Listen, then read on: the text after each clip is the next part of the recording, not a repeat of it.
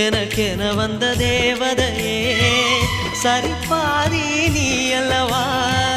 நடக்கையில் உந்தன் கூட வரும்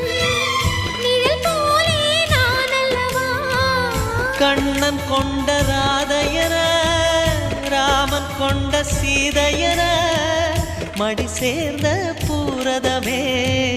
மனதில் வீசும் மாருதமே நன்றி சொல்ல உனக்கு வார்த்தை இல்லை எனக்கு நான் தான் மயங்குறேன் என்னுடைய மனச தந்துவிட்ட பிறகும் ஏம்மா கலங்குற